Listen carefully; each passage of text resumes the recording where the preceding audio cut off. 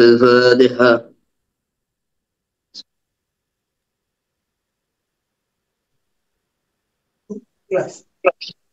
Kolas. Bengok ya mana ni? Taruh bukan wah aja nasib air. Nasi الفاتحة.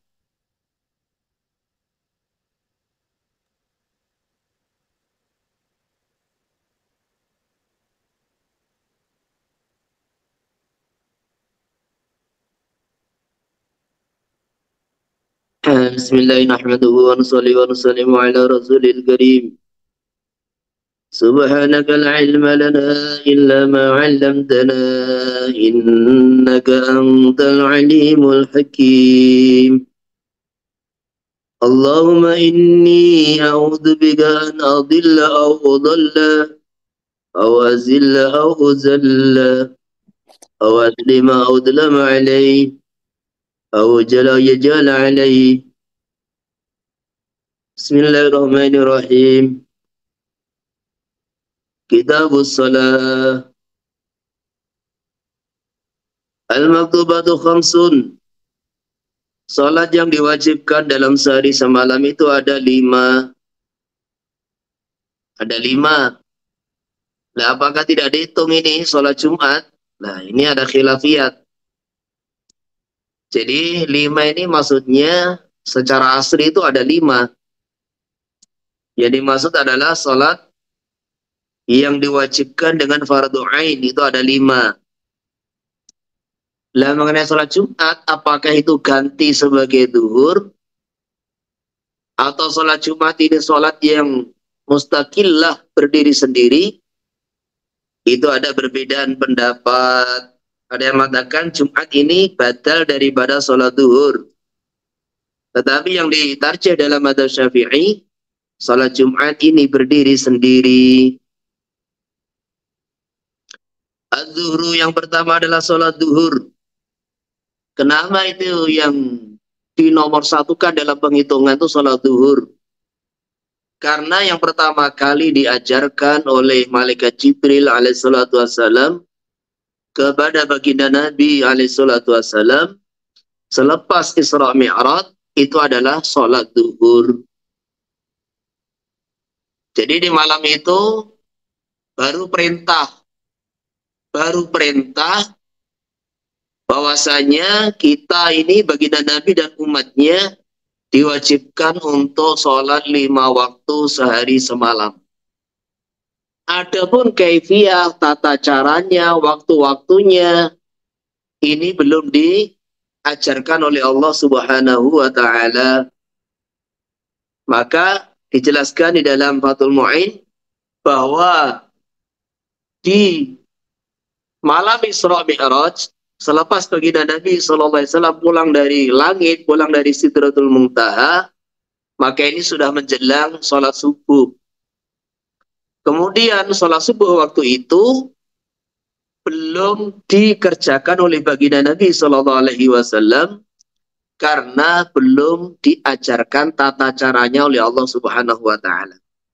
Sehingga sholat subuh di malam 27 Rajab itu belum diwajibkan. Jadi istilahnya dalam usul fikih takhirul bayan an waqtil khitabi yajuz. Mengakhirkan penjelasan dari waktu diperintahkan sebuah kewajiban, maka itu boleh. Perintah Allah Subhanahu wa Ta'ala itu di malam hari. Kemudian penjelasan mengenai tata cara sholat dimulai dari sholat duhur di tanggal 27 Rajab, di mana Allah Subhanahu wa Ta'ala mengutus malaikat Jibril alaihissalatu wassalam untuk mendatangi yang mulia baginda Rasulullah SAW. Maka di waktu zuhur itulah di depan Ka'bah Al-Musyarrafah, Malaikat Jibril mengimami baginda Nabi SAW. Maka hari yang pertama sholat zuhur, asar, maghrib, isya, subuh di awal waktu. Kemudian hari kedua sholat zuhur, ini juga di akhir waktu, sholat asar di 2/3 yang terakhir. Kemudian sholat maghrib itu waktunya sama. Sholat maghrib dengan hari yang kemarin tetap di awal waktu. Sholat isya ini sudah sepertiga malam. Sholat subuh di akhir waktu. Jadi maka disitulah al-waktu ma bainahuma. Waktu sholat adalah di antara dua waktu yang telah dicontohkan oleh Malaikat Jibril alaihissalam. Tetapi sholat maghrib tetap di satu waktu. Nah hadis ini kejadian di Makkah Al-Mukarramah. Tetapi riwayat hadis ini sahih. Lah kemudian mengenai kejadian di Madinah, bahwasanya ada seorang bertanya kepada baginda Rasulullah SAW mengenai waktu-waktu sholat, maka oleh baginda Nabi SAW suruh tinggal di Madinah selama 2 hari. Jadi ketika ada orang bertanya kepada baginda Nabi SAW, ini tidak langsung dijelaskan secara teori. Tidak. Oh, waktu zuhur dari ini sampai begini. Waktu asar dari bayangan ini sudah melebihi benda aslinya sampai terbenam matahari. Waktu maghrib dari ini sampai ini terbenamnya mega merah. Waktu isya dari mulai terbenamnya mega merah sampai subuh bawahnya. Lah waktu subuh mulai fajar shadiq sampai terbit matahari. Enggak. Baginda Nabi SAW itu lebih suka menjelaskan kaifiah tata cara amal itu secara praktek. Maka para sahabat mempelajari tata cara wudhunya baginda Nabi SAW bukan secara teori, secara praktek. Begitu pula tata cara sholat.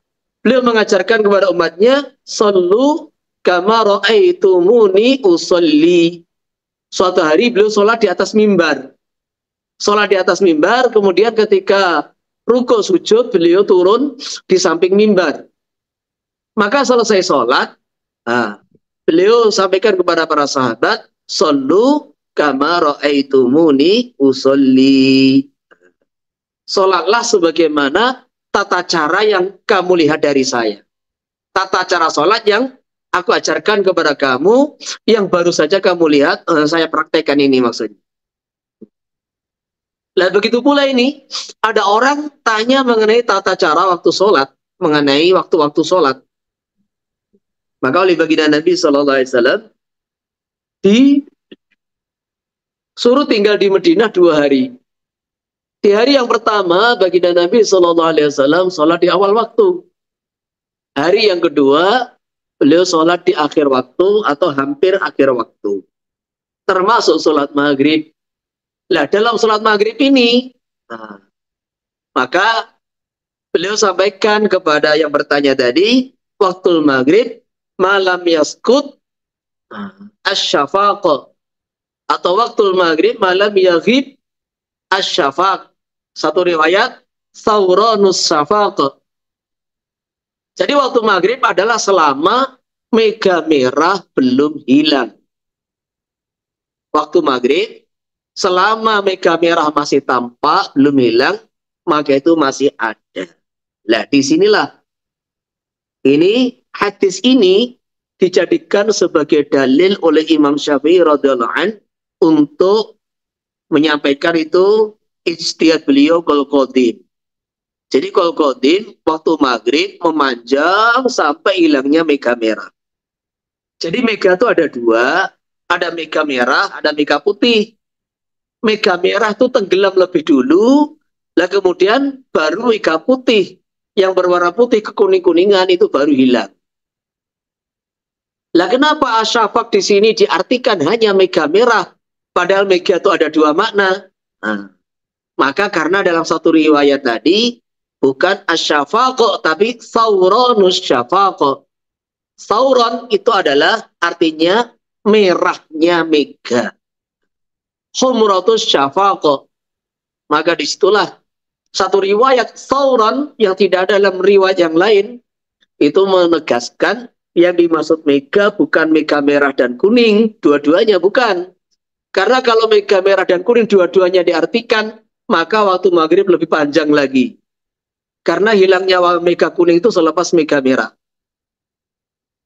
Nah ini mega merah ini lebih awal. Ya kalau di Jawa ini ya waktu maghrib ini antara 1 jam lah. 1 jam. Dan ini per daerah berbeda-beda gitu. Per daerah berbeda-beda. Ini mengenai tenggelamnya mega merah. Nah, hadis ini dipakai oleh Imam Syafi'i radhiyallahu an untuk qol qadim. Cuma selepas beliau pindah ke Mesir, beliau teliti lagi ini hadis. Beliau teliti ini hadis, maka beliau meragukan kesohihannya. Karena beliau ragu mengenai itisal dan apa itu itisalnya ini hadis, mengenai rawinya beliau ragu, maka akhirnya beliau tidak pakai untuk qol jadid, beliau tinggalkan ini riwayat, beliau kembali kepada hadisnya malaikat Jibril mengimami baginda Nabi sallallahu alaihi wasallam. Cuma dalam qol yang masyhur beliau berpesan, idza sahhal haditsu fa huwa madhhabi. Jadi maksudnya kata Syekh Amin Al-Qurdi dalam kitab Tanwirul Qulub itu, kalau saya ragu-ragu dalam satu hadis, sehingga saya tinggalkan itu hadis, tidak saya pakai sebagai dalil sebuah hukum, kemudian orang-orang yang selepas saya meneliti dan meneliti kembali itu hadis, dan ternyata hadis itu sahih, maka fahuwa madhabi wadribu biqawli aradul haiti. Idza sahal haditsu fahuwa madhabi wadribu biqawli aradul haiti. Jadi ternyata kalau hadis yang saya ragukan kemudian saya tinggalkan, itu diteliti orang-orang selepas saya ternyata sahih, itulah madhab saya. Itulah madhab saya. Kemudian buanglah pendapat saya. Maka di sini ada sekitar 18 masalah, dihitung oleh sebagian ulama, oleh ashab. Ada yang menghitung 21 masalah, ada yang menghitung 23 masalah dari qol qadim yang ternyata hadisnya itu diteliti ternyata sahih. Di antaranya adalah waktu maghrib. Maka ini walaupun qol qadim, karena ini didukung oleh ashab dengan membuktikan kesahihan hadis yang dulu diragukan oleh Imam Syafi'i radhiyallahu an, maka pendapat ini menjadi pendapat qol jadid gitu. Walaupun bentuknya wasiat, ini qol qadim yang bisa diamalkan. Qol qadim yang bisa diamalkan karena sesuai dengan wasiat Imam Syafi'i radhiyallahu an. Di antaranya waktu Isya, salat Isya. Salat Isya ini qol jadid itu afdolnya dikerjakan di sepertiga malam. Ya kayak di Temboro dulu awal-awal saya mondok tahun 90-an 2000-an itu kan Isyanya jam 9:30. Nah itu qol jadid itu. Nah tapi qol qadim ternyata selepas diteliti oleh ashab, oleh ulama-ulama madzhab Syafi'i, bahwa yang paling sering dikerjakan baginda Nabi sallallahu alaihi wasallam itu adalah sholat Isya di awal waktu. Walaupun beliau ini menyukai sholat Isya itu diakhirkan sampai sepertiga malam, tetapi ternyata yang paling sering dikerjakan baginda Nabi sallallahu alaihi wasallam adalah beliau sholat Isya itu di awal waktu. Sehingga ini qol qadim tetapi lebih diunggulkan oleh ashabus Syafi'i, ulama-ulama pendukung madhab Syafi'i. Nah ini sekedar muqaddimah. Sekarang kita jelaskan masing-masing waktunya. Adzuhru wa awalu waktihi zawalu syamsi. Awal waktu zuhur adalah tergelincirnya, bergesernya matahari dari tengah langit ke arah barat. Jadi waktu istiwa ini sangat sebentar. Waktu istiwa ini 2 atau 3 menit lah. Waktu di mana matahari ada di tengah langit, istiwa itu 2-3 menit aja. Selepas itu, maka masuk waktu zuhur. Jadi antara istiwa, selepas itu tambah 4 atau 5 menit, masuk waktu zuhur. Wa akhiruhu. Akhirnya waktu zuhur, masiru dhili syai' mithlahu. Tumatine, bayangan segala sesuatu, iku mithlahu sama dengan bendanya. Siwa dhilil istiwa isyamsi. Kecuali bayangan yang wujud, yang ada di waktu istiwa. Wahwa utawi tambahnya bayangan iku awal waktil asri, awalnya waktu asar. Waya bakodan berlanjut masih ada waktu asar hatta tagruba sehingga terbenam apa matahari. Jadi ketika istiwa maka ini waktu tahrim, waktu haram sholat. Ketika bertambah 4 atau 5 menit dari waktu istiwa, maka ini masuk waktu zuhur. Ketika bayangan itu persis sama, itulah akhir waktu zuhur. Ketika tambah dikit, daripada bendanya, bayangan itu lebih panjang dikit, itulah masuk waktu asar, sampai matahari terbenam. Nah, sekarang yang jadi pembahasan, bagaimana tata cara mengetahui istiwa. Jadi gini, secara ilmu astronom berbintangan itu, jadi matahari ini tidak selamanya ada di garis khatulistiwa, tidak. Matahari ini ke selatan sampai 23 derajat setengah. Kemudian ke utara lagi, melewati khatulistiwa sampai lintang utara. Jadi lintang utara itu, ada lintang selatan, lintang utara itu sampai 23 derajat setengah. 23,5 derajat. Makanya itu kita dulu belajar kitab Maraqiyul Ubudiyah, sarahnya Bidayatul Hidayah. Itu Imam Nawawi menggambarkan bagaimana letak Pulau Jawa, kemudian garis khatulistiwa, kemudian beliau menggambarkan di mana letak posisi Mekah, kan gitu kan. Jadi antara khatulistiwa dengan Banten itu 6 derajat. Kemudian Pulau Jawa ini letaknya antara 6 sampai 8 derajat. Nah, Temboro ini kurang lebihnya 7 derajat, kan gitu kan, dari garis khatulistiwa. Terus dari Banten ke barat lurus sampai ke Mekah itu 64 derajat. Nah, dari khatulistiwa ke utara garis lurus ke Ka'bah itu 21 derajat. Maka kalau ingin tahu ini arah kiblat, tarik garis lurus dari timur ke barat lurus. Nah, lurus 64 cm namanya. Terus dari ujung sini tarik ke selatan 6 cm, ujung sana tarik ke utara 21 cm. Nah, antara 6 dengan 21, tarik garis lurus, itulah arah kiblat. Itulah arah kiblat. Ini bicara mengenai mengetahui arah kiblat bagi Pulau Jawa. Nah, di sini kaitannya begini. Jadi saya ceritakan tadi, bahwasanya matahari itu berputar tidak selamanya di atas khatulistiwa. Maka disitulah ada kalanya yang di belahan bumi utara ini mengalami musim panas, ada kalanya mengalami musim dingin. Ketika matahari di selatan, maka di Australia musim panas, yaitu bulan Desember sekarang ini, Desember, Januari, ini matahari di selatan. Maka di selatan musim panas, lah kemudian di Mekah, di Madinah, di Eropa, di Turki sekarang musim salju. Nah, di Turki, Eropa sekarang musim salju. Dan nanti sebaliknya, ketika di bulan-bulan Agustus di Australia itu musim dingin, lah di utara ini musim panas. Maka disitulah dalam penanggalan Hijriyah itu ada di Ka'bah itu namanya Yaumu Rosdil Ka'bah, di mana matahari itu melewati atas Ka'bah itu dalam 1 tahun 2 kali. Karena matahari itu ketika ini bulan-bulan itu April, terutama April atau Juni gitu kan.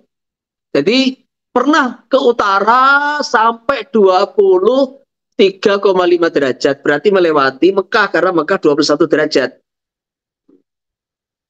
Nah disitulah ada satu hari di mana matahari tepat di atas Ka'bah. Nanti sampai ke utara, balik lagi ke selatan, melewati Ka'bah lagi.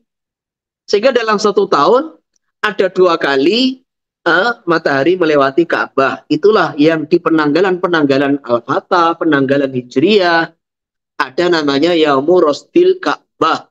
Di mana jam itu, hari itu, matahari tepat di atas Ka'bah, semua bayangan benda yang tegak, maka itu lurus ke arah Ka'bah. Nah, sekarang ini kaitannya dengan yang kita bahas apa? Selepas kita tahu bahwasanya matahari tidak selamanya di Khatulistiwa, termasuk Jawa, Indonesia ini, semua pulau yang ada di Indonesia ini, semuanya pernah 2 kali dalam 1 tahun matahari tepat di atas kita. Nah, ketika matahari tepat di atas kita, nah kita tuh siapa? Ya orang Jawa ya di atas Jawa, orang Kalimantan ya pas di atas Kalimantan, kan gitu kan. Ketika matahari tepat di atas kita, tandanya apa? Tandanya mudah. Kita tegakkan itu namanya kapur tulis. Nah, kapur tulis berdiri tegak. Jadi kapur tulis berdiri tegak di tempat yang datar. Mata kita amati. Kita amati, oh sekarang ini waktu zuhur adalah jam 12 kurang 10 menit.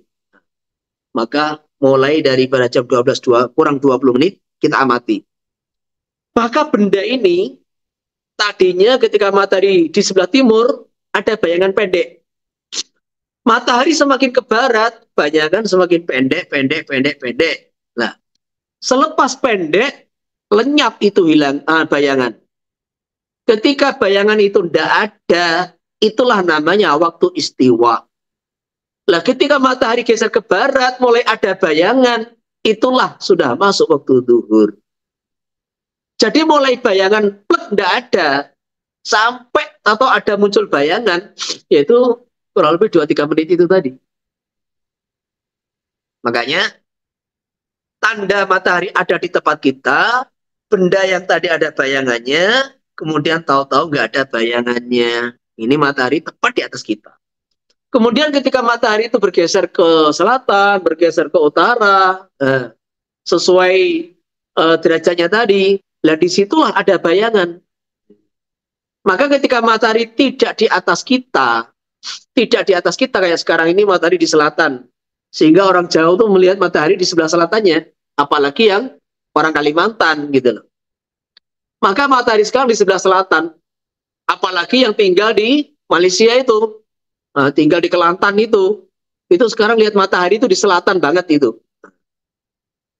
Nah, maka dilihat ini benda. Nah, maka benda ini tadi panjang ketika jam 9, jam 10, jam 11. Ini panjang bayangannya. Maka ditandai terus, ditandai, sampai bayangan itu sampai yang paling pendek. Kalau bayangan itu sudah paling pendek, ditandai, loh, kok memanjang? Nah, ketika bayangan berhenti di titik yang paling pendek, maka itulah namanya dhillul istiwa. Dhillul istiwa. Nah, ketika bayangan yang dari panjang pendek, mandek, berhenti, terus tambah panjang, lah mulai tambah panjang, itulah namanya zawalus syams, berarti matahari mulai bergeser ke arah barat. Ini tata cara mengetahui seperti itu. Jadi ini namanya mengetahui waktu sholat secara manual. Maka di masjid-masjid kuno itu ada semua namanya bencet. Bencet itu untuk mengetahui istiwa itu tadi, jam istiwa di Masjid Pusat itu ada dulu di bawah pohon mangga itu. Jadi ada moncong ke depan. Di situ saya yang bagian meneliti istiwa tiap hari, 2 hari sekali, 3 hari sekali. Saya yang mengamati itu mencocokkan jam istiwa. Kemudian terus ketika musyawarah diganti jam nasional WIB, nah, akhirnya jam istiwa itu dihilangkan. Tetapi di masjid-masjid kuno kayak di kampung saya ini yang masjid dibangun sudah sejak tahun 1800-an gitu, itu masih ada sampai sekarang batu yang di depan masjid, nah, kemudian terus ada jam istiwa. Jadi masjid-masjid kuno itu hampir semua ada itu. Makanya itulah tata cara mengetahui istiwa. Ada kalanya pas tidak ada bayangan sama sekali, ada kalanya ketika bayangan sampai titik yang paling pendek. Lah di saat itulah namanya dhillul istiwa. Dhillul istiwa isyamas. Jadi gini, seumpama itu bayangan bendanya itu adalah 20 cm, guys, 20 cm. Maka seandainya pas istiwa itu nggak ada bayangan sama sekali, maka kok di situ bayangan itu ada lingkaran, di jam pencet itu ada lingkaran, yang lingkaran itu sama dengan apa panjangnya besi itu. Jadi ketika matahari waktu istiwa nggak ada bayangan, kok ternyata bayangan memanjang sama dengan besinya 20 cm, itulah akhir waktu zuhur. Melewati garis, berarti sudah masuk waktu asar. Tetapi ketika waktu zuhur ada bayangan, contohnya, ini benda 20 cm. Ketika waktu istiwa ada bayangan 3 cm. Berarti waktu asar, akhir waktu zuhur adalah 20 cm plus 3 cm, yaitu 23 cm. Karena apa? Karena 3 cm tadi tidak dihitung. Sehingga bayangan 20 cm tadi, itu yang 3 cm nggak dihitung. Gitu loh, nggak dihitung. Maka cuma baru 17 cm. Makanya harus sampai 23 cm, itu baru akhir waktu zuhur, nah, tambah dikit masuk waktu asar. Ini mengenai waktu-waktu sholat. Kemudian sampai waktu maghrib. Jadi mulai terbenam, maka itu berakhir. Jadi mulai terbenam, berakhir waktu asar. Kalau sudah sempurna terbenam, itulah namanya waktu maghrib. Sempurna. Wal ikhtiyaru. Adapun waktu ikhtiar, ada waktu fadilah, waktu ikhtiariku ala tuakhira, ala tuakhara an masiri dhilli mislaini. Jadi waktu ikhtiar dari untuk waktu asar, itu jangan diakhirkan waktu asar, sehingga bayangan 2 kali lipat tanpa menghitung waktu istiwa. Jadi kalau tadi saya katakan, bayangan itu bendanya itu 20 cm, dhillul istiwa 3 cm. Maka ketika bayangan 43 cm, itulah akhir dari waktu ikhtiar. Wal maghribu utai waktu maghrib, iku bil ghurubi mulai dengan terbenam matahari secara sempurna. Wa yabqadan masih ada waktu maghrib hatta yaghiba syafaqul ahmaru, sehingga terbenam mega merah bil qadimi menurut kalau qadim. Wa bil jadid dalam kal jadid yang qadi. Habis apa waktu maghrib bimudhi qadri wudu'in wa satri auratin wa adanin wa iqamatin wa khamsi rakaat. Jadi habis apa waktu maghrib dengan lewatnya waktu yang cukup untuk wudhu. Wudhu itu berapa menit? Mungkin 2 menit. Nah, 2 menit lah. Wudhu yang khusyuk. Nutup aurat. Adzan. Iqamah. Salat 5 rakaat. Yaitu 3 rakaat maghrib. Dan 2 rakaat ba'diyat al-maghrib. Maka dengan itu selesai habis waktu maghrib. Ini qaul jadid. Ini sudah saya uraikan di awal tadi. Penjelasannya sudah saya uraikan di awal tadi. Di mana qaul qadim sampai terbenamnya mega merah. Dan selepas terbenam mega merah, masih ada mega putih atau kuning, itu sudah masuk waktu isya. Walau syara'a fil waktu, seandainya orang memulai sholat di dalam waktu, wa mata kemudian dia memanjangkan bacaannya, dipanjangkan wirita apa? Bacaan qiraahnya dipanjangkan, rukuk sujudnya, hatta ghaba syafaqul ahmaru, sehingga hilang apa mega merah. Jaza, maka yang demikian itu boleh ala sahih. Jadi maksudnya orang sholat, mamanya waktu sholat tinggal setengah jam. Waktu maghrib ini tinggal setengah jam. Nah ketika sholat maghrib itu dipanjangkan. Membaca surat yang panjang gitu. Surat Al-Baqarah atau surat Ali Imran. Panjang. Sehingga akhirnya sebagian sholat itu jatuhnya di luar waktu maghrib. Maka yang demikian itu boleh. Baik ini sholat maghrib, sholat duhur, sholat isya, sholat subuh, semuanya boleh. Nggak ada masalah. Dan dia tidak berdosa gitu. Nggak berdosa ala sahih. Karena dia telah masuk di dalam ibadah yang maqsudah, yaitu sholat. Beda dengan wudhu. Wudhu ini wasilah. Kalau ada orang itu sudah di akhir waktu, dia bangun subuh itu sudah waktu tinggal mepet. Dia bangun-bangun, sholat duhur, sudah di akhir waktu duhur, namanya belum sholat duhur, maka tidak boleh memanjang-manjangkan wudhunya. Dia wajib meringkas wudhu yang rukun saja. Nggak boleh sunnah-sunnah dikerjakan, nggak boleh. Karena apa? Seumpama dia mengerjakan sunnah, maka waktu sholat itu akan habis. Nah apa bedanya? Karena ketika dia baru wudhu, itu baru istighal dengan wasail. Maka nggak boleh dipanjang-panjangkan. Wajib iqtisar alal arkan. Nah, adapun ketika dia sudah sholat, ini sudah dakhala fil maqsudah, fil ibadah al maqsudah, maka seandainya dia panjangkan, sehingga sebagian sholat itu keluar dari waktunya, dia tidak berdosa. Untuk Imam Nawawi mengatakan, al-qadimu adharu. Dalam masalah waktu maghrib, wal qadim lebih diunggulkan. Wallahu a'lam. Wal isya'u bimagibis syabaki. Utawi waktunya sholat isya dengan terbenamnya mega merah. Wa yabqa ilal fajr. Dan terus masih ada sampai terbit fajar yang kedua, yaitu fajar shadiq. Wal ikhtiyar utai waktu ikhtiyariku alla yaitu akhara an thuluthil laili. Jangan diakhirkan melewati sepertiga malam pertama. Jadi kalau malam itu mulai jam 6 sore sampai jam 4 subuh, jam 6, jadi 7, 8, 9, 10, 11, 12, 1, 2, 3, 4, nah, 10 jam. Maka itu dibagi 3. Jadi jam 6, 7, 8, 9, setengah. Jangan sampai melewati setengah 10. Nah gitu. Jangan sampai melewati jam setengah 10. Ini waktu ikhtiyar. Wa biqaulin nisfihi, jangan sampai melewati separuh malam.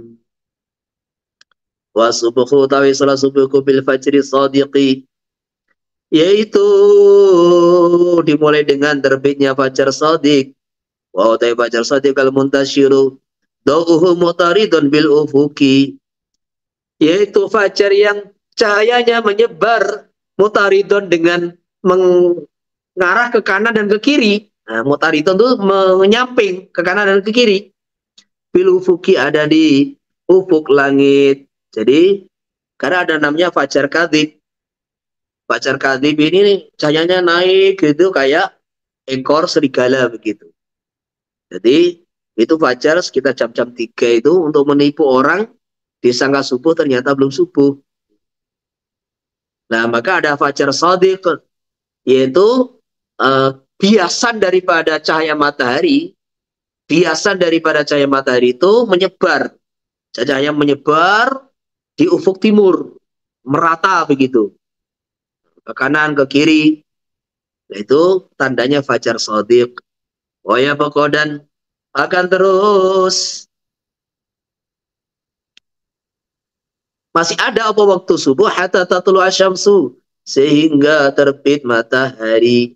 Wal ihtiyatu wa ikhtiyariku ala tu akhara, tidak diakhirkan apa salat anil isfari, dari kondisi sudah terang. Jadi isfar itu kondisi sudah terang di sekitar kita tanpa semua, tapi matahari belum terbit. Jadi memang sekarang ini sudah ada aplikasi namanya Salatuka. Salatuk ini aplikasi waktu sholat yang setahu saya ini paling paling pas lah, paling tepat di antara yang lain. Kalau pro muslim itu banyak kelirunya juga. Jadi kita sudah uji coba di berbagai negara, entah itu negara ASEAN, entah itu di India, entah itu di mana, pernah juga di Jepang, entah itu di Turki, di Saudi, sampai di Qatar juga. Jadi di berbagai negara ini, Salatuk ini di antara aplikasi yang paling paling secara ijtihad itu paling paling tepat dengan waktu setempat gitu. Maka apakah dengan kita ini tahu aplikasi udah cukup? Belum. Ada kondisi-kondisi tertentu memang kita harus belajar seperti ini. Kita harus belajar mengetahui waktu-waktu manual seperti ini. Waktu sholat secara manual. Karena ada kondisi-kondisi tertentu di mana aplikasi itu, HP itu tidak bisa diaktifkan gitu. Jadi HP itu tidak bisa diaktifkan. Contohnya kita ini di atas pesawat, udah. Kita di atas pesawat. Ini kebanyakan maskapai, terutama kelas ekonomi, tidak akan bisa mengecek waktu sholat. Nggak bisa ngecek. Sehingga kita bisa ngecek, sekarang kita di atas mana? Di atas Samudra Hindia.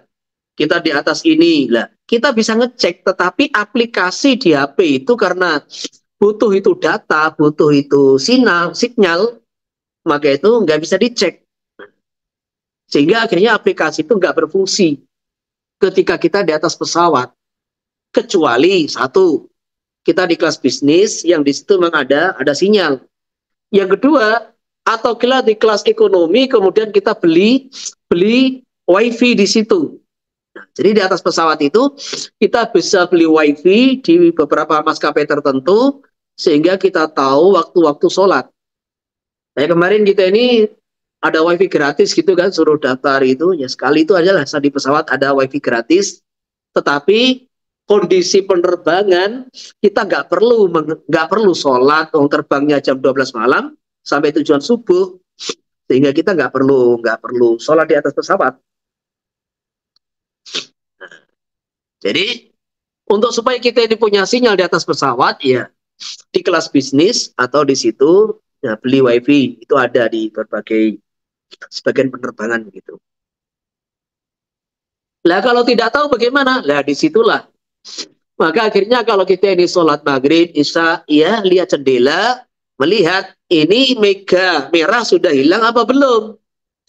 Jadi dari jendela pesawat kelihatan itu maghrib terbenam, matahari terbenam, kelihatan itu mega merah masih ada. Nah, selama mega merah masih ada, berarti waktu maghrib masih ada. Akhirnya kita pakai manual lagi. Sholat subuh juga begitu.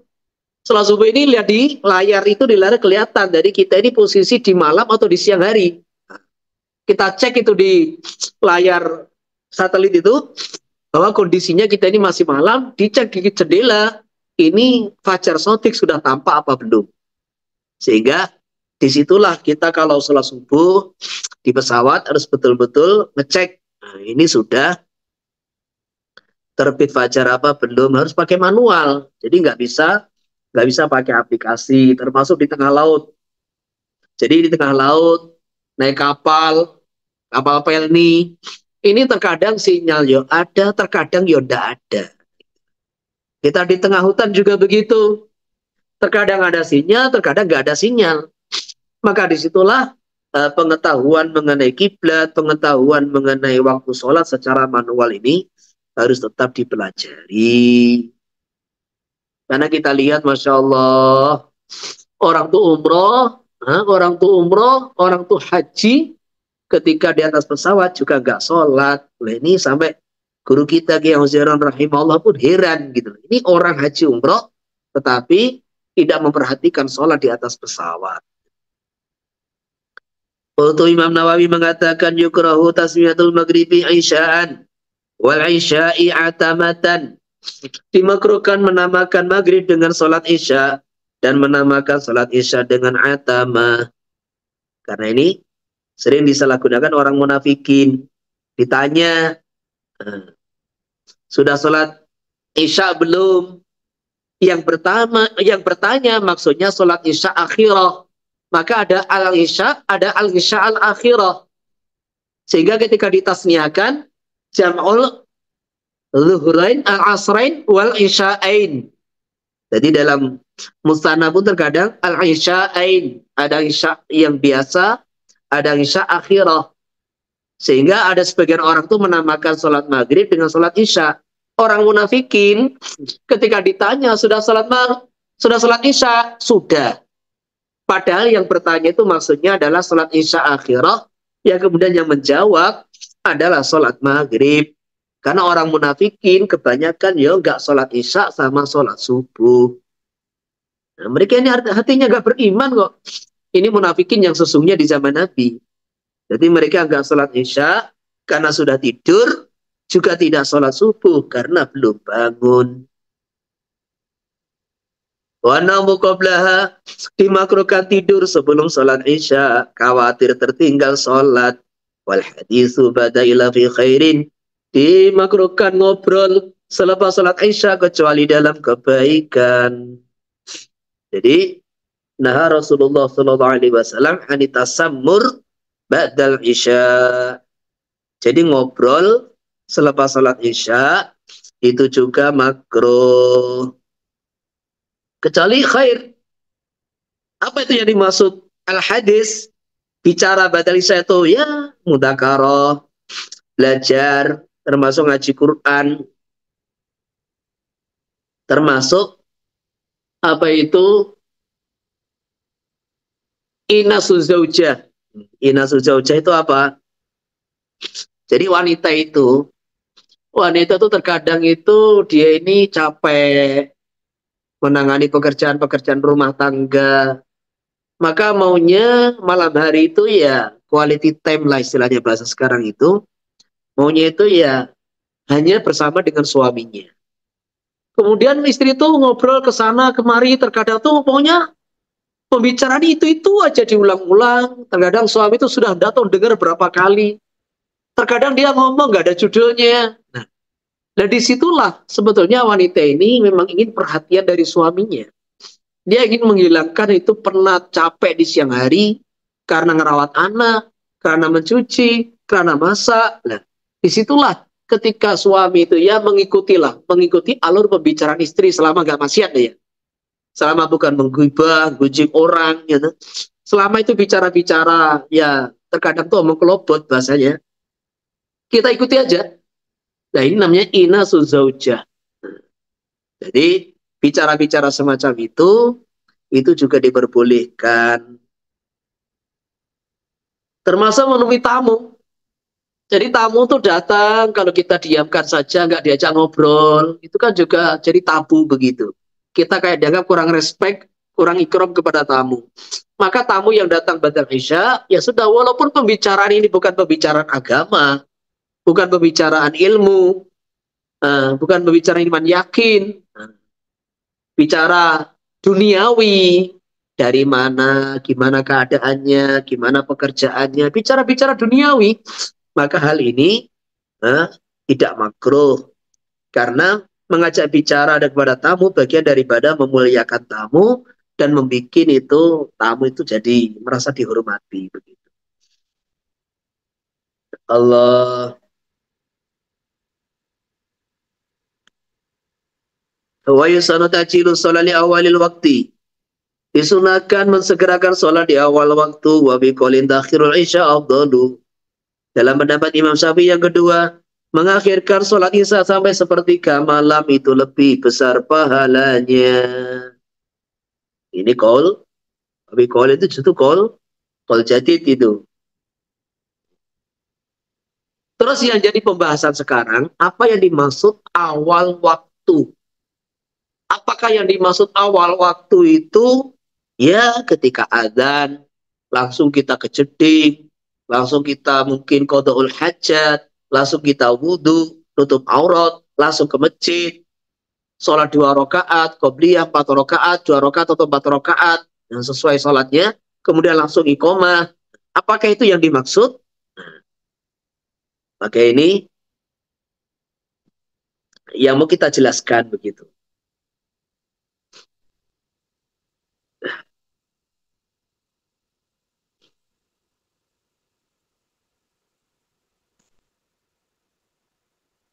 Di sini law istaghala awal al-waqti bi asbabis shalah kataharati wal adani wa satri wa akli luqamin bali sawab shiba, akal sampai bukan luqamin, akal sampai kenyang. Kama marafil maghrib taqdimi sunnatin ratibah au akhara bi qadri dzalika 'inda adamil hajat ilaih thumma ahrama bi hasala lahu fadilatu awalil waqti wa la yukallafu al-ajalata 'ala khilafil 'adah. Jadi kalau ada orang ini mulai awal waktu, mulai adzan, sudah istighfar dengan asbab-asbab sholat. Maka ketika adzan, masuk waktu, dia segera bersuci dengan segala keperluannya. Maka ada adzan, nutup aurat. Kalau dia lapar juga makan dulu. Kemudian sholat sunnah rawatib. Atau diakhirkan walaupun tidak ada hajat, kemudian dia ihram, maka ini sudah mendapat fadilah awal waktu.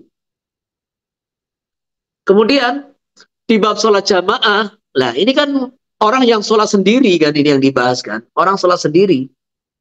Lah kemudian kalau di dalam sholat berjamaah itu yang dipraktekkan baginda Nabi Shallallahu Alaihi Wasallam, kalau beliau melihat sahabatnya itu sudah mayoritas lah, sudah pada kumpul, maka beliau iqomah,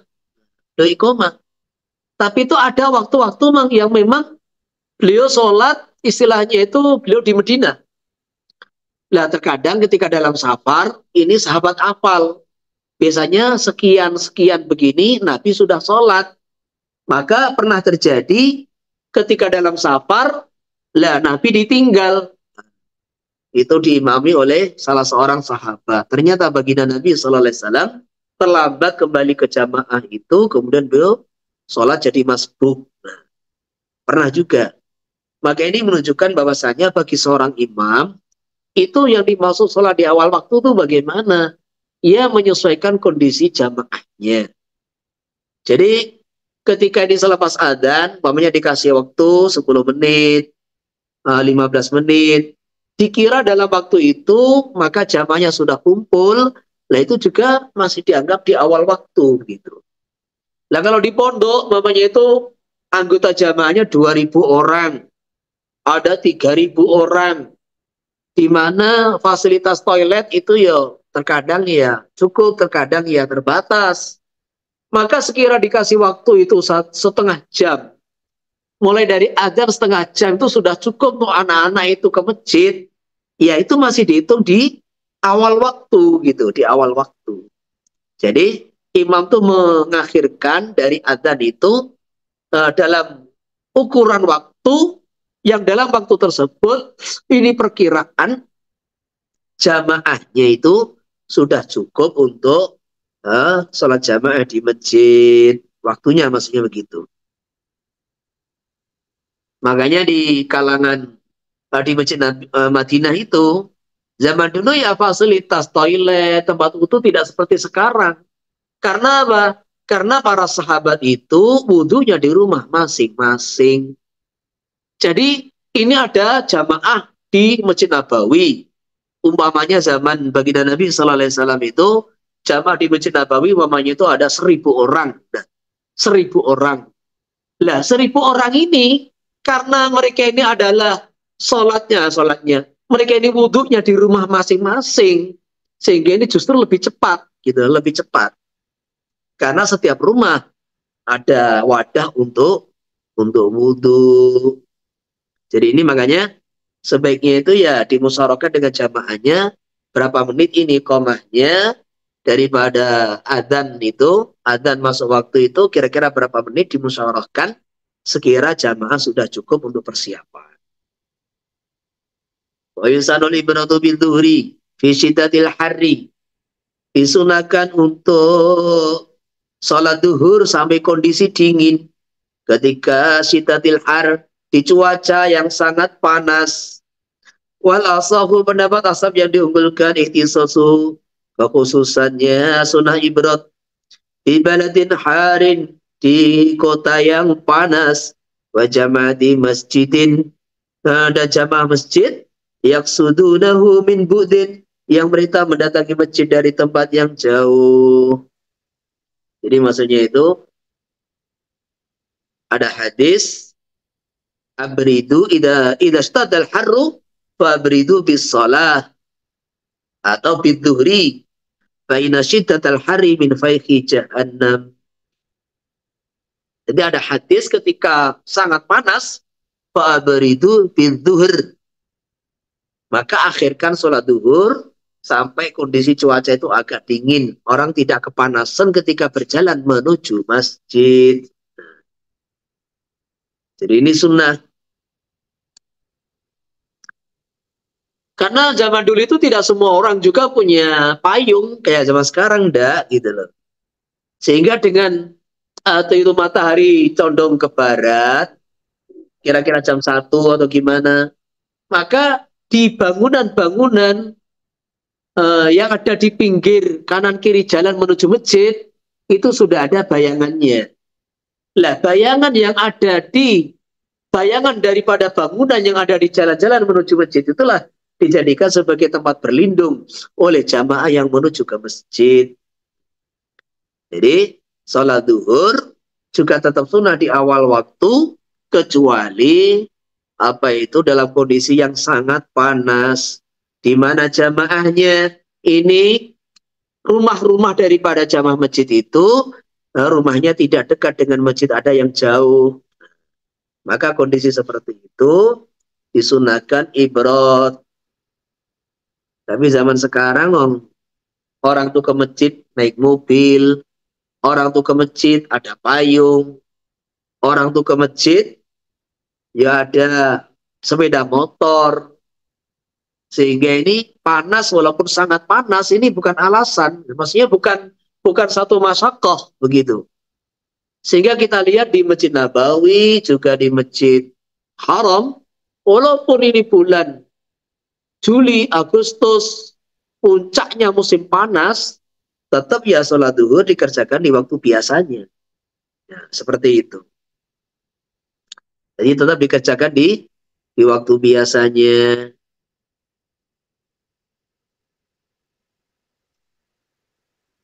Wa man waqa'a ba'du sholati fil waqti fala sahwanahu in waqa'a rak'atun fal jami'u ata'un wa illa faqada'un.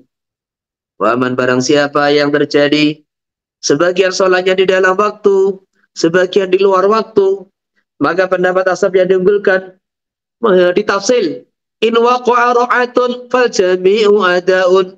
Kalau yang di dalam waktu ada 1 rakaat, minimal 1 rakaat, maka semuanya dihukumi ada. Wa illa, kalau yang di dalam waktu tidak ada 1 rakaat, maka semuanya qadha. Dan qadha itu pahalanya tidak sebanding dengan ada, tinggal separuhnya, terus sebagian ulama gitu. Jadi kalau kita ini sholat 4 rakaat, kok ada minimal 1 rakaat di dalam waktu, kemudian 3 rakaat di luar waktu, atau 2 rakaat dalam waktu, 2 rakaat di luar waktu, semuanya ada, sehingga dapat pahala ada. Tetapi kalau yang di luar waktu, di dalam waktu kurang dari 1 rakaat, maka semuanya dihitung qadha. Ini pembahasan hanya kaitan dengan sholat itu ada apa qadha. Nah, sudah itu aja. Sholat itu ada apa qadha. Adapun mengenai hukumnya bagaimana hukum mengakhirkan sholat itu beda lagi.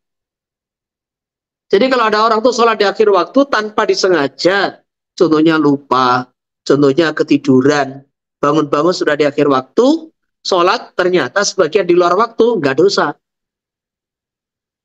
Tetapi kalau orang tuh sengaja mengakhirkan sholat di akhir waktu, sehingga waktu nggak cukup untuk sholat di dalam waktu.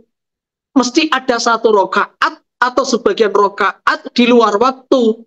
Maka takhir yang semacam ini hukumnya dosa. Hukumnya dosa. Ini hukum mengenai takhiru sholat. Mengakhirkan sholat sehingga waktu yang ada itu nggak cukup untuk sholat yang dia kerjakan. Akhirnya sebagian sholat di luar waktu. Ini kalau disengaja haram hukumnya. Wa majailal waktu istihada biwirdin wa nahwi. Barang siapa tidak tahu waktu maka wajib berijtihad dengan melihat wiritannya, menghitung wiritannya dan semisalnya. Termasuk ijtihad adalah membawa jam. Jadi jam itu termasuk bagian dari ijtihad. Maka dicocokkan jamnya itu, dipelajari waktu sholat.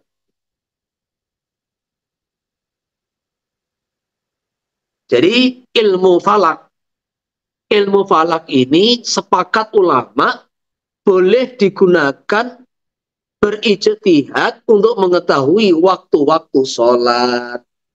Ini sepakat. Beda dengan apa itu untuk ru'yatul hilal. Nah, itu pendapat jumhur tidak boleh. Yang membolehkan pun bersyarat gitu. Jadi kalau ilmu falak itu untuk mengetahui ilmu hisab, ilmu falak, untuk ru'yatul hilal mengetahui munculnya tanggal awal bulan, lah itu jumhur ulama tidak membolehkan. Sebagian membolehkan dengan syarat. Ini sebagian kecil banget. Dan itu pendapat yang ghairu mu'tabar gitu. Ghairu mu'tabar. Tapi ilmu falak kalau digunakan untuk mengetahui waktu-waktu sholat, maka itu sepakat membolehkan. Loh, kenapa dibedakan? Beda. Kalau mengecek awal bulan, itu kan cuma sebulan sekali, setahun sekali. Jadi kaitannya itu yang istilahnya itu betul-betul diperlukan. Biasanya ngecek awal Ramadan untuk puasa, ngecek awal Syawal untuk hari raya, ngecek bulan Dzulhijjah kaitannya dengan manasik haji. Ini umrohnya kapan? Jadi tanggal 9 Arafahnya itu hari apa? Maka ini semua harus pakai ru'yatul hilal. Nggak boleh pakai hisab. Nah, gitu. Lah adapun mengenai sholat, ini disepakati boleh. Lah apa bedanya? Karena sholat ini setiap hari 5 kali. Jadi masyakoh kalau harus apa itu pakai manual semua. Maka memakai ilmu falak, ilmu hisab untuk mengetahui waktu-waktu sholat itu disepakati boleh menurut para ulama.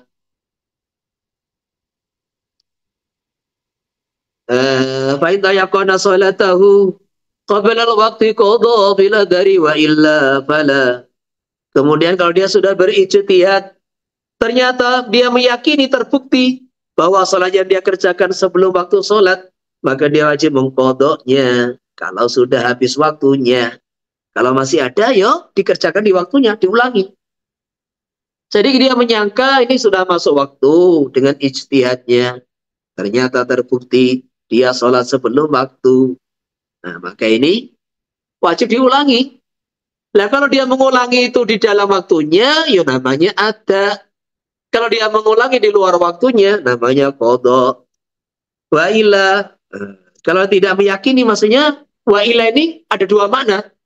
Ternyata di dalam waktu. Atau nggak jelas. Dia sudah berijtihad, terus sudah menghasilkan kesimpulan, kemudian dia sholat sesuai ijtihad dia, kemudian lam yatabayyanil amr. Nggak jelas, nggak ada kejelasan. Sholatnya tadi di dalam waktu atau di luar waktu, jadi nggak ada kejelasan. Maka di sini juga tidak wajib diulangi. Wa yubadiru bil faiti. Nah, sekarang bagaimana tata cara mengkodok sholat? Jadi bagaimana tata cara mengkodok sholat? Sholat itu, sholat faitah itu ada dua, ada yang ditinggalkan karena ada udzur, ada yang ditinggalkan dengan sengaja tanpa ada udzur. Nah, sholat yang ditinggalkan karena ada udzur, contohnya Contohnya lupa, contohnya apa itu tidur. Man nama an salatin aw nasiyaha falyusalliha idza dzakaraha. Barang siapa tidur sehingga dia meninggalkan sholat atau lupa dari sholat, hendaklah dia segera sholat ketika dia bangun atau mengingatinya.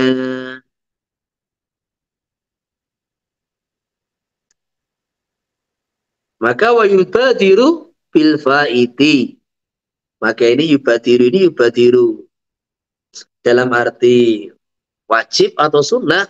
Nah, maka disarahnya nadban in fatahu bi udrin kanaumin wa nisyan wa wujuban in fatahu bi ghairi udrin alal asahi fihima.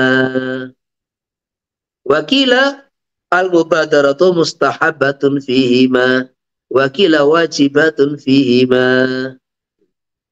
Jadi pendapat yang diunggulkan mubadarah itu ada perinciannya. Kalau faitah dengan ada udzur, maka mubadarah itu sunnah. Kalau faitah tanpa ada udzur, kayak orang-orang yang dulu nggak pernah sholat, kemudian taubat, maka dia mengqadha sholat. Lah ini wajib, mubadarah itu wajib, segera itu wajib. Pendapat kedua, baik ini faitah ada udzur, tidak ada udzur, mubadarah itu sunnah. Sunnah. Lah apa samaratul khilaf dari dua pendapat ini?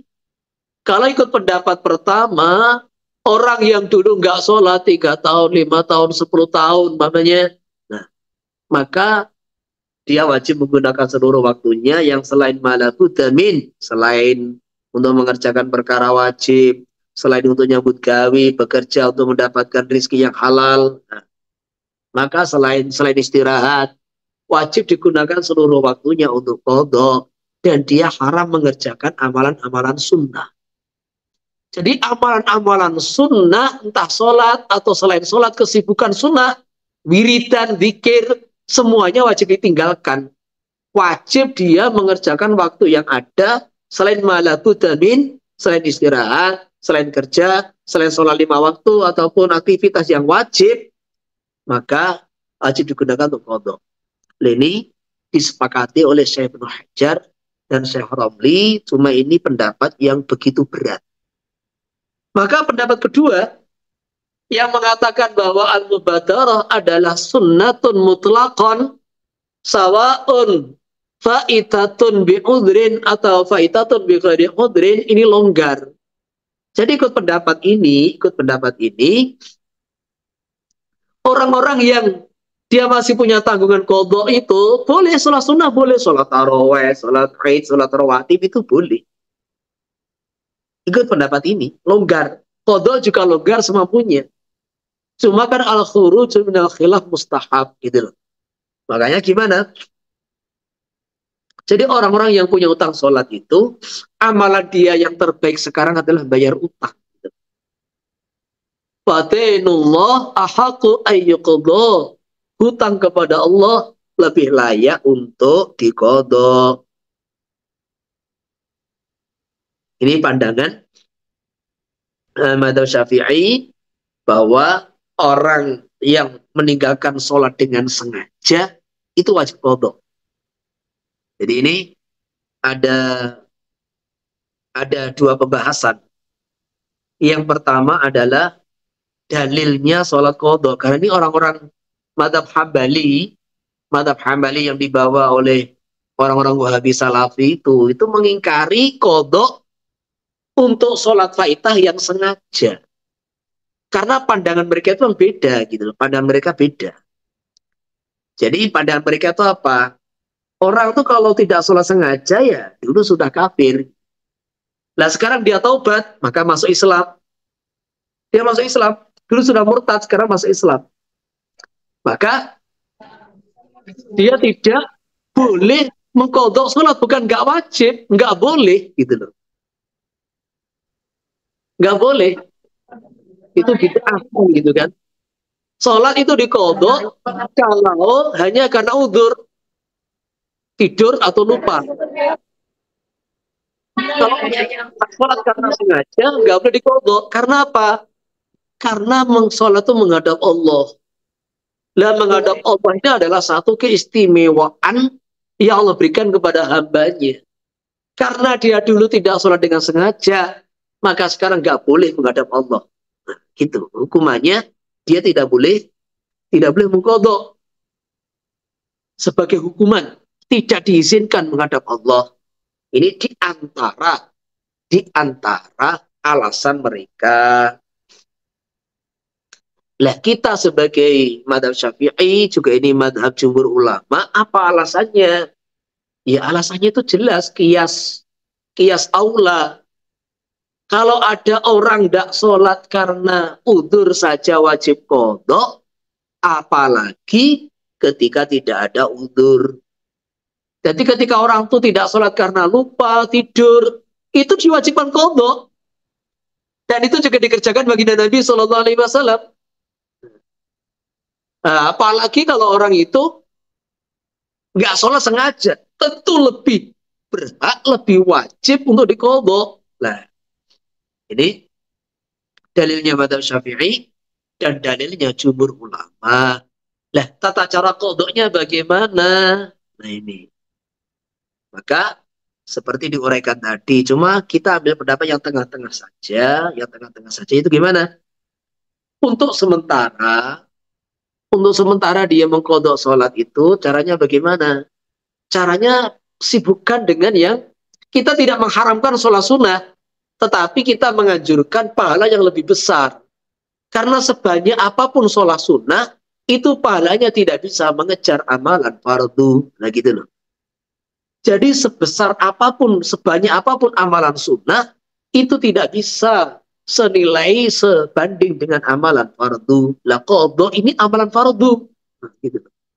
Makanya ini dipahamkan kepada orang-orang yang mengqadha sholat itu bahwa yang dicintai Allah dari Anda itu adalah segera menyelesaikan hutangnya, yaitu mengqadha sholat-sholat yang kamu tinggalkan. Itu yang paling besar pahalanya. Maka dia tahajud, ya sudah untuk qadha sholat. Nah, dia tahajud untuk qadha sholat. Dia biasa sholat duha untuk qadha sholat. Ketika rawatib, qobliyah batiyah untuk qadha sholat. Lah, tata caranya bagaimana? Tertib. Sebagaimana dalam perang Khandaq itu kan belum ada syariat sholat syiddatul khauf. Maka baginda Nabi SAW yang dikepung oleh sekutu Quraisy, 10.000 pasukan itu, beliau terkadang tuh gak sholat duhur, asar, maghrib. Nanti di malam itu baru diqadha. Jadi duhur, asar, maghrib qadha, kemudian isya ada. Terkadang beliau gak sempat sholat, asar, maghrib aja. Isya. Nanti malam ketika sudah tidak ada ancaman daripada orang-orang Quraisy, maka asar, maghrib, isya. Jadi qadha dulu, baru ada. Maka disitulah dari hadis ini diambil sebuah hukum bahwa mengqadha sholat mengqadha sholat fawaid yang lebih dari satu itu sunnahnya dengan tartib. Zuhur, asar, maghrib, isya. Kemudian kalau kumpul antara qadha dengan ada, disunahkan mendahulukan qadha. Nah, di antaranya seperti itu. Kemudian disunahkan adzan sekali, iqamah sesuai jumlah salatnya. Wa yubadiru bil faidi, bersegeralah mengerjakan salat faid.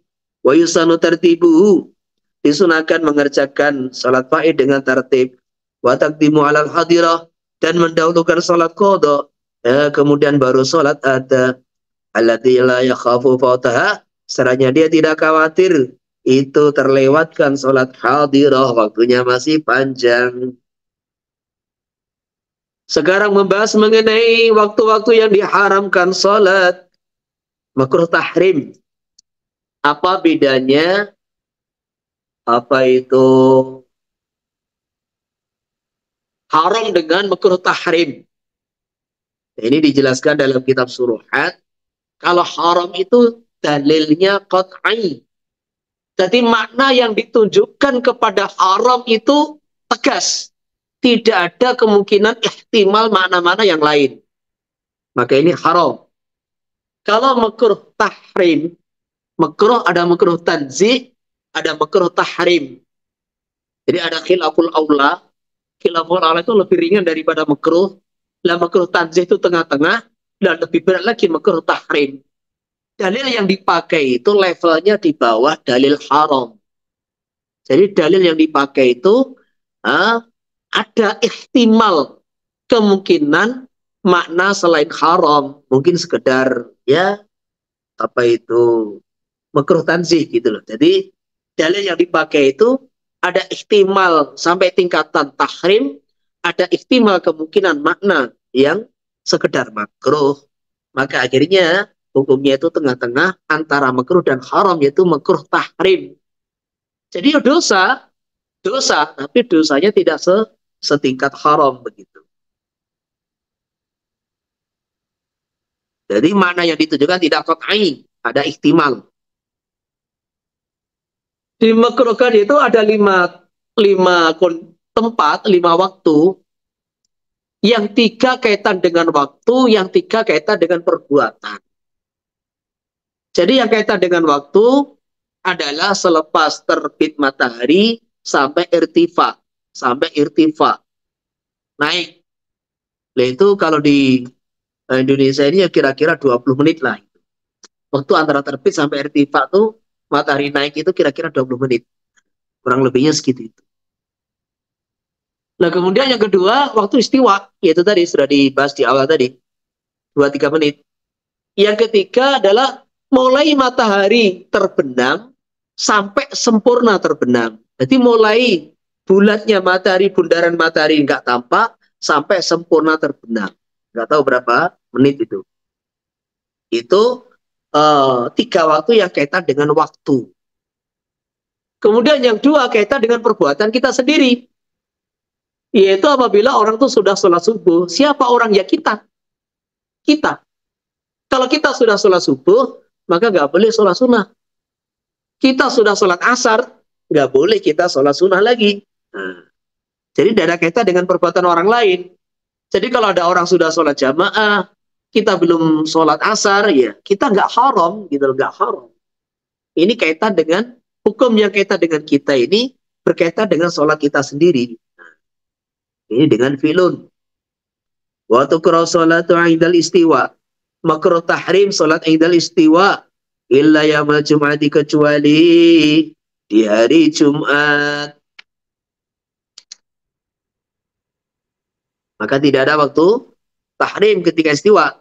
Wa ba'da subahi, selepas mengerjakan sholat subuh, selepas ya hatta tertabiya syamsu karumhin, sehingga matahari naik seukuran satu tumbak dalam penglihatan mata, dalam pandangan mata.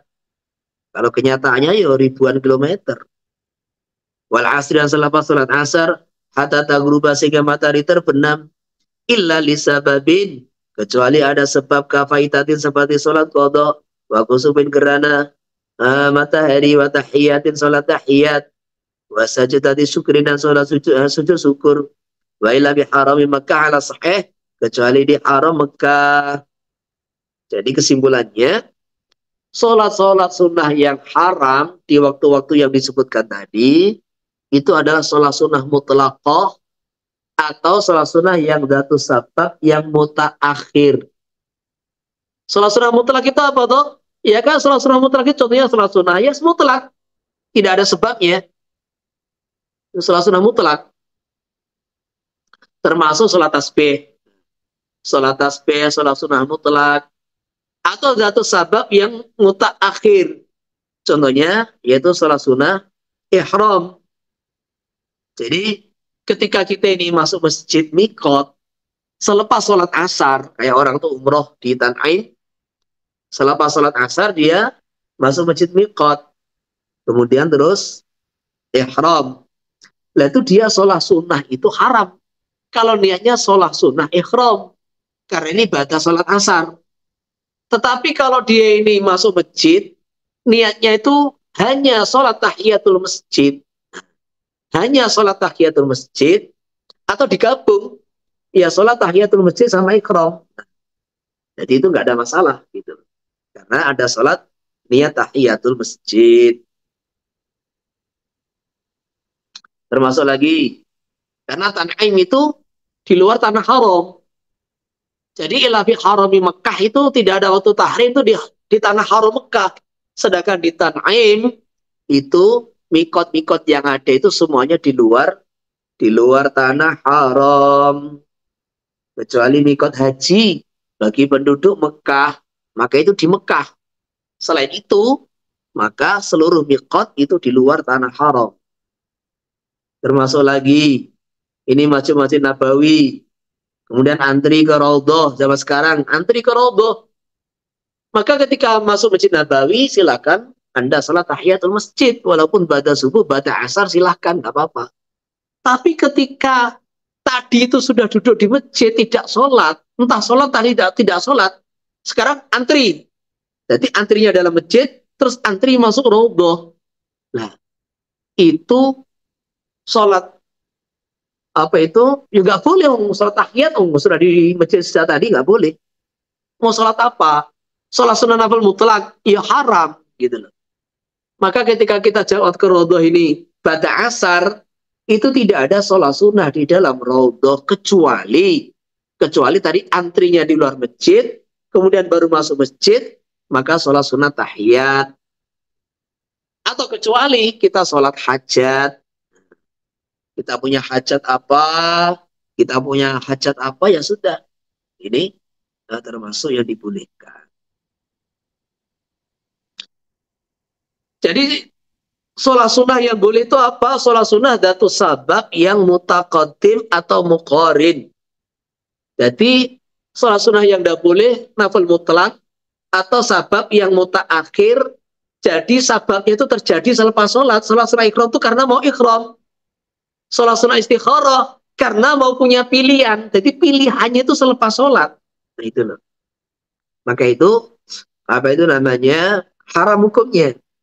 Adapun datu sabab yang mutaqaddim, jadi sababnya sudah ada sebelum sholat, atau sababnya itu muqarin bersamaan dengan sholat. Nah, jadi yang sudah ada sebelum sholat itu sholat qadha. Kenapa? Lah, kan karena tidak sholat kemarin. Nah, jadi sababnya itu kemarin, udah. Sholat qadha, sholat gerhana. Ini sabab muqarin, sabab yang bersamaan. Karena sholat gerhana itu syaratnya di tengah-tengah gerhana. Ini sabab yang muqarin, sabab yang bersamaan. Sholat tahiyat sebabnya apa? Masuk masjid dulu baru sholat. Sujud syukur sebabnya apa? Baca ayat-ayat sajadah dulu baru sujud. Maka yang begini ini semua dibolehkan, termasuk sholat hajat. Hajatnya apa? Tadi kita sudah punya hajat gitu loh. Kita punya hajat-hajat yang belum tertunaikan, belum terlaksana. Maka sholat disampaikan kepada Allah. Wa illa biharami Makkah, kecuali di tanah haram Mekah. Maka selama di tanah Mekah ini tidak ada waktu tahrim 24 jam. Setengah jam. Silakan mau bertanya. Assalamualaikum. Pertanyaan kaitan dengan bab. Kaitan dengan bab dulu. Nanti kalau sudah kaitan dengan bab, baru kaitan dengan bebas. Ya, silakan. Assalamualaikum Ustaz. Waalaikumsalam warahmatullahi wabarakatuh. Izin pada tanya Ustaz. Zakirin Vietnam. Ya. Mengenai qobliyah subuh Ustaz. Misal kita nggak sempat sholat qobliyah subuh, boleh nggak kita kerjakannya selepas sholat subuh? Boleh. Jadi itu ada seorang sahabat, beliau selepas sholat subuh berjamaah, sholat sunnah. Maka diamati oleh baginda Nabi SAW. Maka selesai sholat ditanya, wahai fulan, kamu sholat apa? Baginda Nabi, tadi saya belum sholat qobliyah subuh. Maka yang saya kerjakan itu sholat fajar. Oh ya sudah. Nah, hadis ini dipahami bahwa ridhonya Nabi, ikrarnya Nabi, ini menunjukkan bahwa sholat qobliyah itu waktunya mulai bersamaan dengan masuknya waktu dan habisnya juga bersamaan dengan habisnya waktu. Jadi waktu-waktu sholat qobliyah itu masuknya bersamaan dengan masuknya sholat fardu, waktu sholat fardu, habisnya Ya bersama dengan habisnya waktu sholat fardu. Jadi qobliyah subuh itu dikerjakan sebelum sholat subuh ya boleh, dikerjakan ba'da subuh itu juga ada. Sebagaimana qobliyah duhur dikerjakan ba'da sholat duhur, itu selama waktu duhur masih ada. Maka ini qobliyah asar dikerjakan ba'da asar, karena tadi belum sempat, ini juga ada. Ini madzhab Syafi'i. Tapi kalau madzhab Hanafi, itu dihukumi qadha. Dihukumi qadha. Iya, apalagi? Ustaz, ada satu lagi Ustaz. Ya. Mengenai waktu syuruk yang ada di jadwal-jadwal masjid atau surau Ustaz. Itu Itu kan- terbit. Syuruk itu terbit. Banyak orang awam Ustaz yang mereka tuh sholat ketika itu. Sholat di syuruk ketika syuruk. Itu bagaimana Ustaz? Ini khilafiyat. Jadi khilafiyat. Syuruk itu yang jelas itu baru terbit. Nah terus itu kan ada di kitab I'anatul Talibin, di kitab Al-Baijuri mengenai sholat isyraq. Jadi sholat isyraq itu sendiri, apakah waktunya sama dengan sholat duha, dan itu sholat sendiri, apakah termasuk bagian dari sholat duha? Ini khilafiyat. Sholat duha itu kan pendapat yang utama dalam madzhab Syafi'i maksimal 8 rakaat. Kemudian pendapat Syekh Zakaria Al-Ansari 12 rakaat. Maka kalau ikut pendapat ulama yang mengatakan sholat isyraq sama dengan sholat duha, maksudnya bagian daripada sholat duha, ya sudah ini berarti bagian dari 8 atau 12 rakaat tadi. Waktunya juga sama dengan sholat duha. Jadi mulai irtifa sampai menjelang duhur. Nah yang kedua, sholat isyraq ini sholat sendiri. Bukan sholat duha, ini sholat sendiri. Karena ada hadis, idza tala'atis syamsu hasna'a. Baginda Nabi SAW biasa sholat subuh, duduk. Kemudian amalan. Hatta idza tala'atis syamsu hasna'a, shalla rak'atain. Kemudian ketika matahari terbit sempurna, jadi hasna itu terbit sempurna, maka beliau sholat 2 rakaat. Nah itu ada yang memahami sholat isyraq bukan sholat duha. Nah kalau sholat isyraq dijadikan sholat yang mustaqillah, sholat yang sendiri bukan sholat duha, maka waktunya juga sendiri. Waktunya sendiri, yaitu mulai irtifa sampai matahari mulai naik, nggak panjang. Tetapi awal mulai sholat isyraq dengan duha itu sendiri ada khilafiyah. Yang muktamad yaitu sampai irtifa. Tapi ada pendapat kan hadis ini, hatta idza talatis syamsu hasna, ini dijadikan dalil bahwa ketika matahari sudah terbit sempurna, itu sudah boleh sholat isyraq atau sholat duha. Nah ini qaul yang dhaif di dalam madzhab Syafi'i. Ini qaul yang dhaif dalam madzhab Syafi'i. Yang penting sudah terbit sempurna, nah, maka boleh. Ini qaul dhaif. Tetapi hasna itu dipahami oleh qaul mu'tamad bahwa itu irtifa. Nah, sudah naik sekitar 20 menit tadi. Jadi ini urusan khilafiyat. Kalau kita mau keluar dari khilaf, ya sholatlah duha 20 menit selepas syuruk. Tetapi kalau kita ini mau ambil pendapat itu juga boleh. Tapi jangan langsung syuruk langsung sholat, jangan. Ini baru terbit. Gitu. Jadi syuruk ini baru mulai terbit. Akhir daripada waktu subuh. Nggak boleh sholat. Tunggu mungkin berapa menit, 3 menit atau 5 menit ya. Selepas itu baru sholat. Nah itu ya, yaitu ketika matahari sudah terbit secara sempurna. Oke, apa lagi? Assalamualaikum Ustaz. Assalamualaikum. Ustaz, kan tadi kan ada dibahaskan tentang faidah yang paling aula tamat itu kena buat yang wajib semua, yang sunat enggak perlu buat. Yang pendapat kedua kata mubadarah. Itu dua pendapat. Yang pendapat ketiga itu pendapat Imam Ahmad bin Hanbal, enggak perlu buat faidah itu kan. Terus soal kan itu hari saya kan ada tanya itu soalan, imam itu ada gam di tangannya itu kan. Terus di perasan setelah selesai sudah habis waktu. Jadi itu ada dua pendapat kan? Itu pendapat yang mana, Ustaz?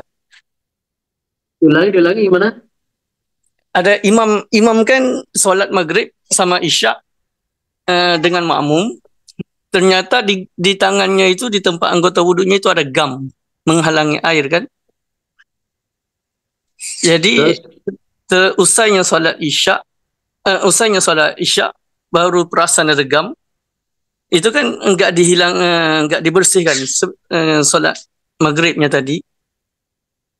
Di situ kan ada dua jawapan, sama ada mahu diulangi solat maghribnya ulang ataupun enggak. Itu pendapatnya pendapat siapa itu, Ustaz? Gam itu apa tuh? Hah?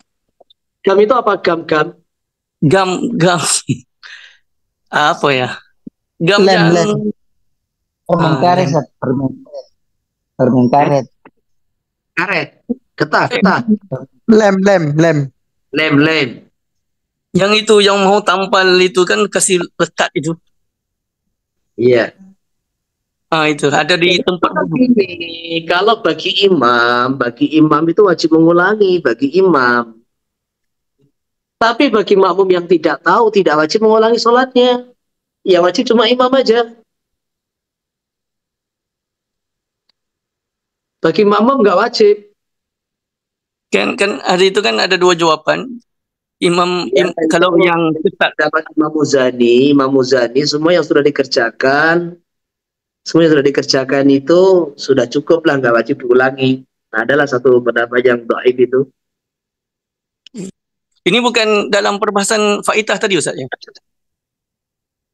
Jadi itu kan bukan faidah ya, itu orang sudah sholat tetapi nggak sempurna gitu loh. Beda pembahasan. Gitu ya. Sudah sholat tetapi tidak memenuhi syarat menurut pendapat yang muktamad gitu loh. Faidah itu orang nggak sholat belas gitu loh, paham nggak? Paham kata belas? Paham. Kalau gam di sini tuh tahu nggak gerakan Aceh Merdeka di sini? Jadi gam itu gerakan Aceh Merdeka. Kalau di situ ternyata lim ya, gitu. Itu jadi kalau di sini kan ada apa itu namanya 4 pendapat di sarahnya itu. Yang pertama faidah itu ditafsil makdur atau gharu makdur. Yang kedua mubadaroh itu sunnah mutlak.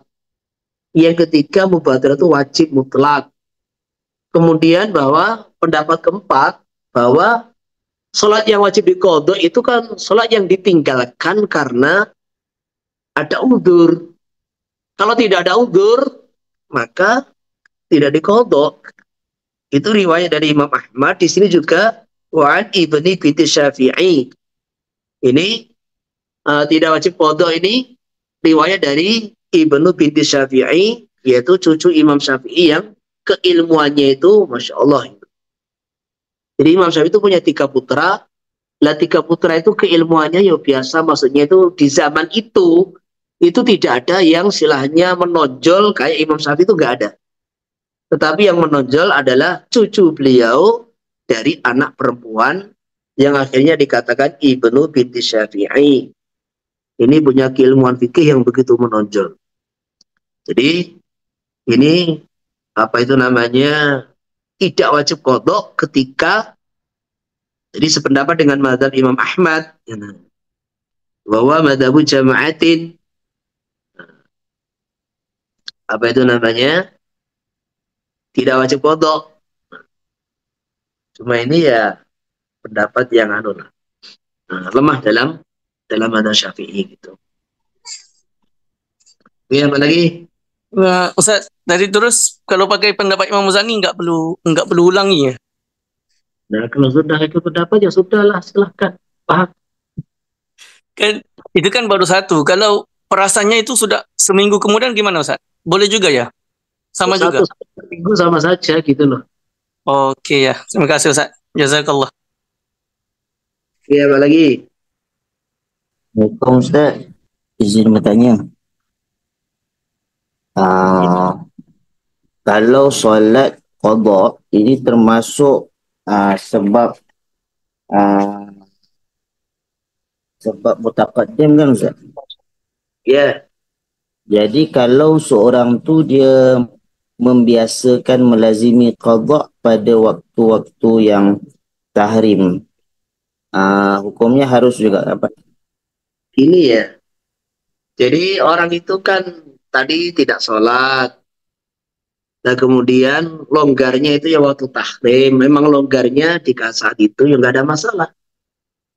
Suatu hari baginda Nabi SAW, beliau tidak sholat ba'da zuhur. Kemudian karena tamu-tamu yang banyak, akhirnya beliau sholat selepas sholat asar. Selesai sholat ditanya oleh istrinya yaitu Ummu Salamah radhiallahu anha, kalau nggak salah itu, ya Rasulullah ini sholat apa? Maksudnya itu sesuatu yang ma'ruf, bahwasanya selepas sholat asar itu nggak boleh sholat sunnah. Tapi baginda Nabi SAW sholat sunnah. Maka ditanya ini sholat apa?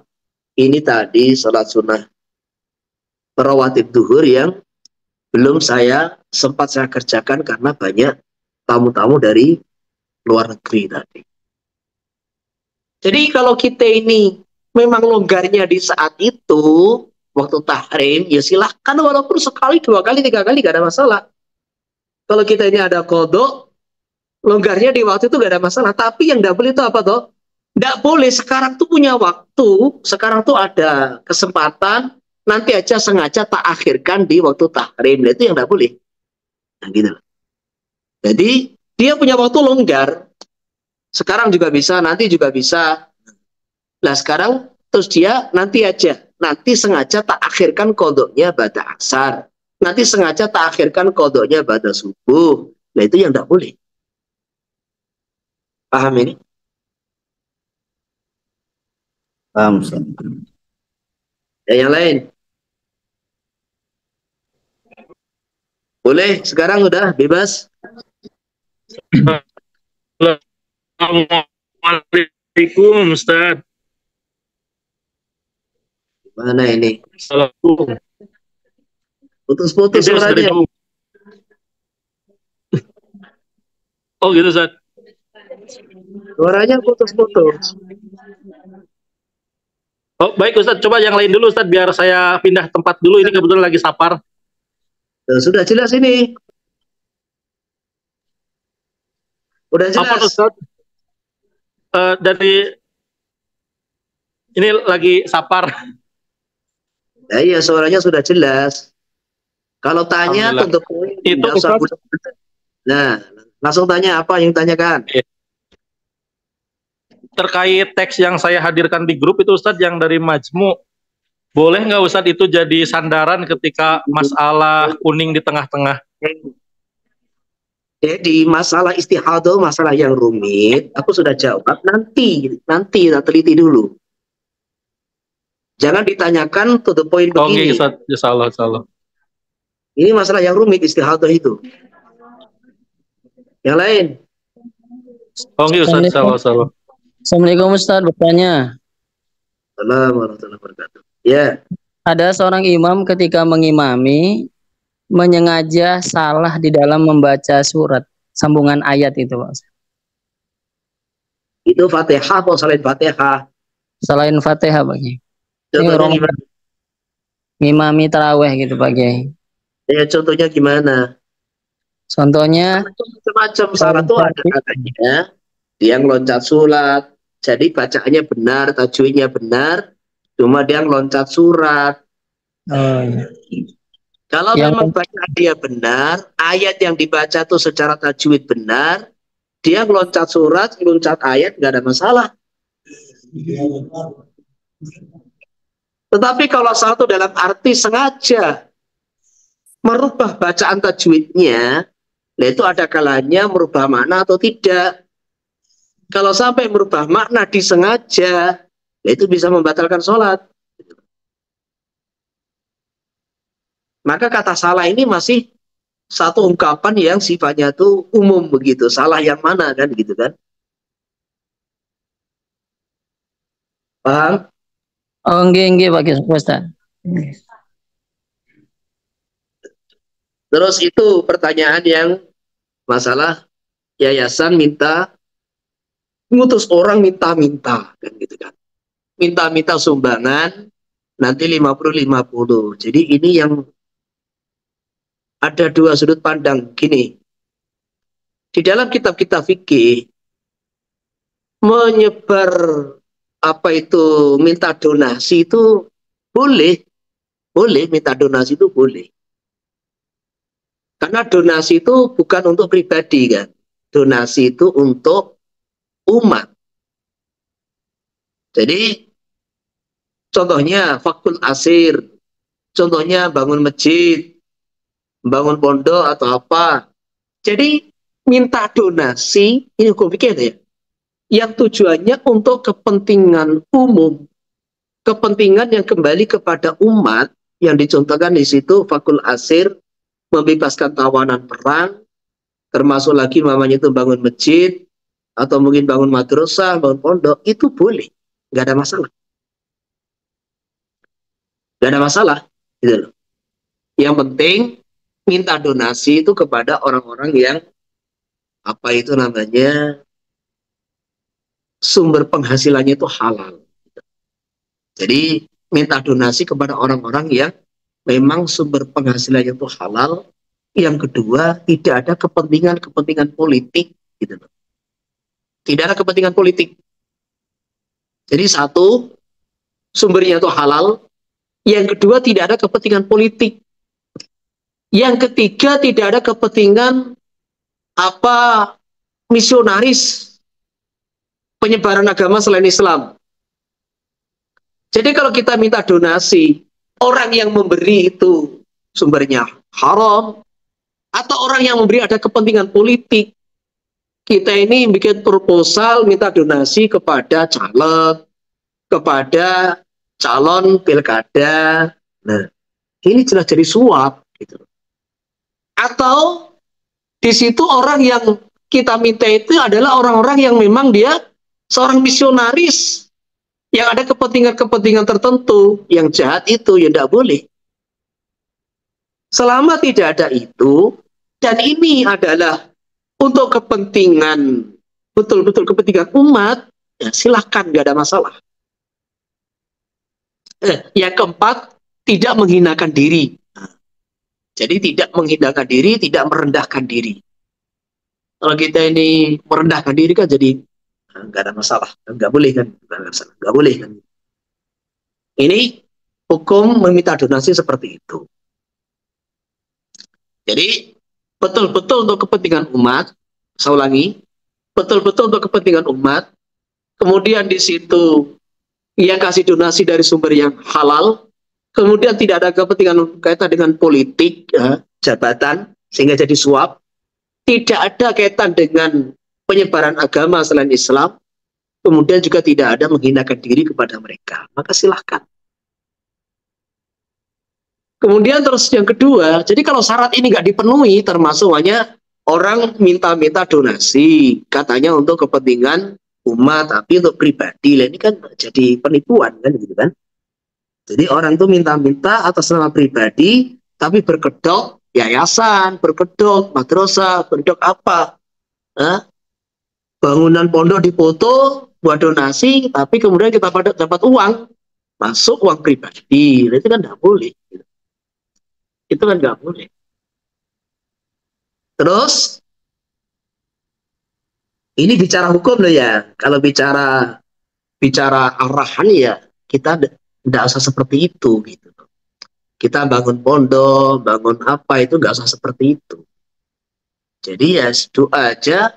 Kalaupun terpaksa kita ngomong itu kepada orang-orang yang memang dekat dengan kita dan sudah paham dengan kita, itu nggak ada masalah, sehingga tidak terlalu menghinakan diri kan gitu. Ini penting. Lah mana yang ditanyakan Boleh enggak kita nyuruh orang, kemudian 50-50 sudah, kamu minta-minta nanti sumbangan ke rumah-rumah, ke perusahaan-perusahaan, datang ke orang-orang kaya, 50% untuk kamu, ya nggak boleh. Karena dalam kitab fikih itu dikatakan ketika orang itu menggalang dana, maka kemudian dia terus minta sebagian untuk dipakai pribadi, boleh apa enggak? Karena atas jerih payahnya. Maka jawabannya, iya, ini seperti memegang harta amanah, itu seperti memegang harta anak yatim di situ itu. Jadi, faman kana ghaniya falyastafif wa man kana faqira falyakul bil ma'ruf.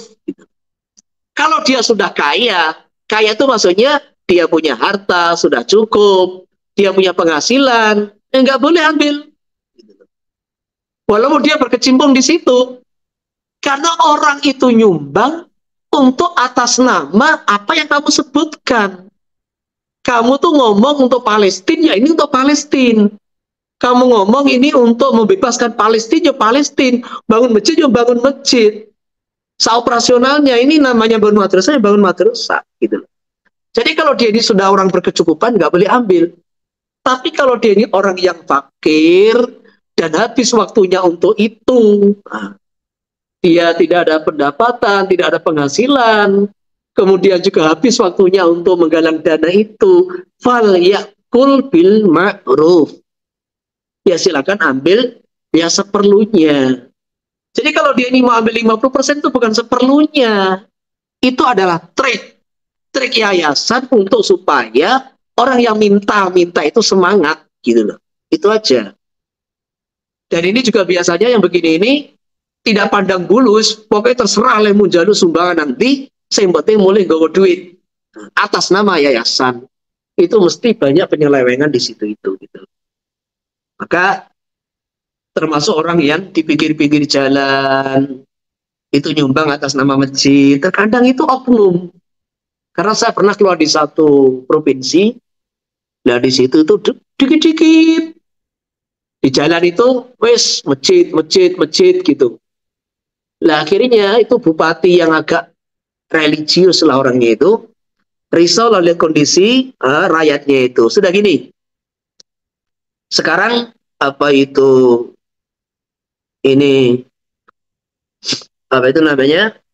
untuk dana masjid silakan bikin proposal ke kabupaten. Nanti orang yang pengen masjidnya direnovasi, musolanya direnovasi, silakan bikin proposal berapa yang diperlukan untuk renovasi, kita akan tangani itu dan kita akan cairkan itu dari APBD kan gitu. Tetapi sekarang seluruh donasi yang dibuat di jalan-jalan untuk alasan pembangunan masjid dilarang semua. Nah, selepas turun itu keputusan, semua dilarang lagi minta-minta di jalan. Apa yang terjadi?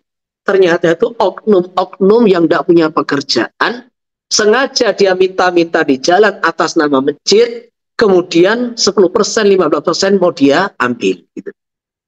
Jadi mereka jadikan itu sebagai pekerjaan. Dijadikan sebagai pekerjaan. Mengatasnamakan renovasi masjid, pembangunan masjid.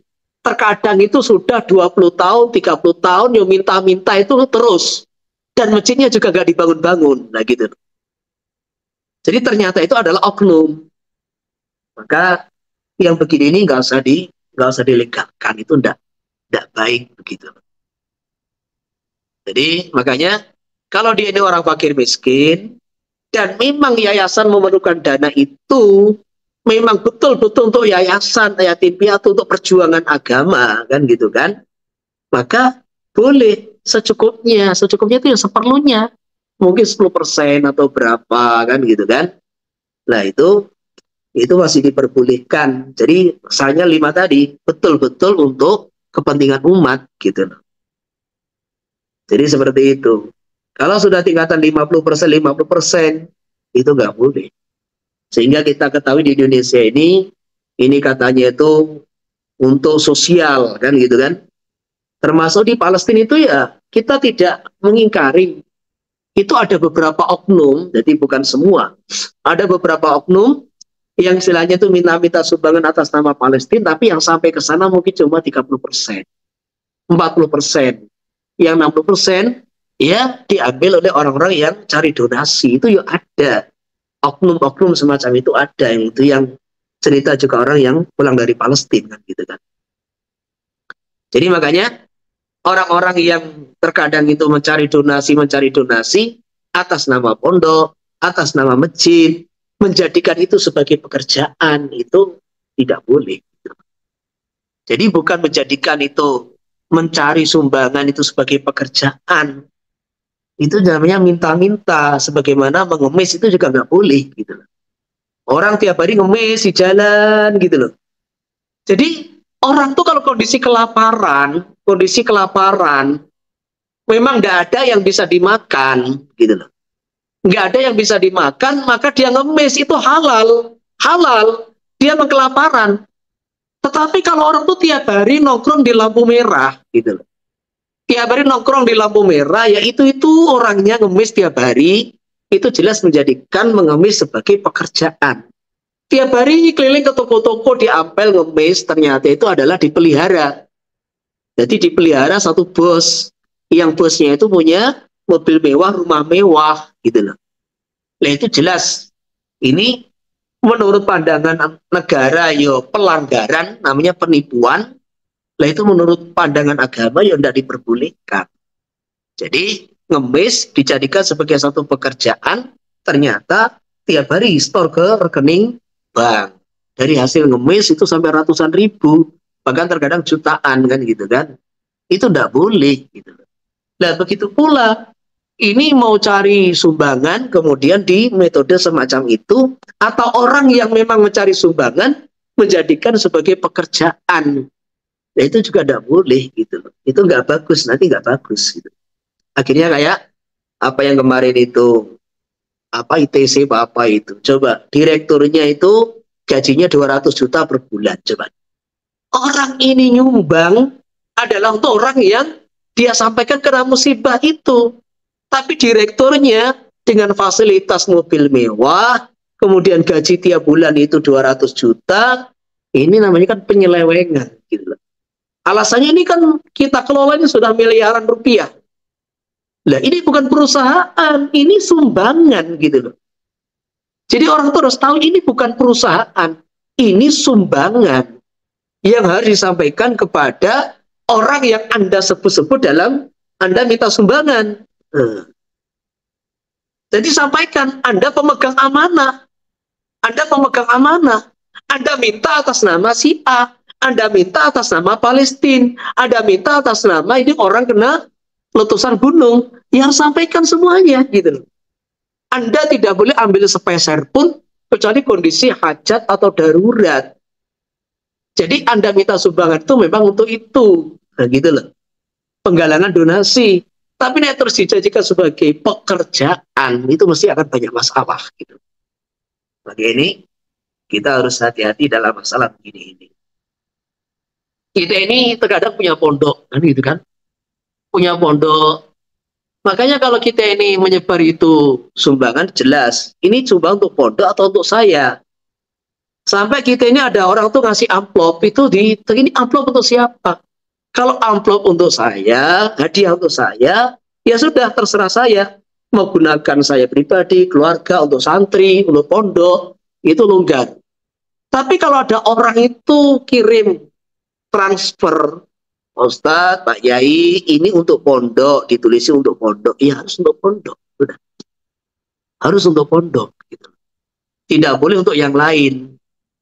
Tidak boleh untuk kepentingan pribadi, nggak boleh. Nah, kemarin ada tanya, Pak Ustadz, ini saya ini bangun pondok, bangun apa, habis waktu saya nggak sempat kerja untuk itu. Kalau ada orang nyumbang, kita ambil gimana? Ambil seperlunya. Ambil seperlunya, bukan sesuka kamu, bukan. Seperlu kamu. Kamu sekarang perlu berapa untuk makan, sudah ambil itu. Maka ini yang dikhawatirkan, ada orang itu terkadang itu bikin yayasan, sebar rekening, yayasan yatim piatu, yayasan du'afa, tapi ternyata itu uang bukan untuk mereka saja. Ya, itu dijadikan sebagai tameng saja, gitu loh, cover saja, tapi ya dia gunakan untuk minta-minta, kemudian yo dia pakai uang semau dia sendiri.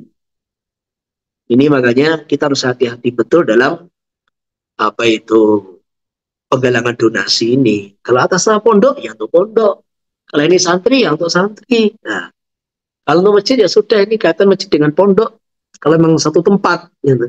Kalau pribadi ya hadiah pribadi terserah kita, kan gitu kan. Jadi harus jelas, jangan dicampur aduk. Nanti jadinya terus apa yang masuk ke perut kita itu nggak beres, jadinya seperti itu.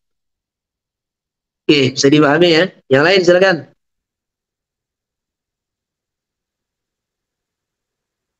Ada yang lain? Cukup?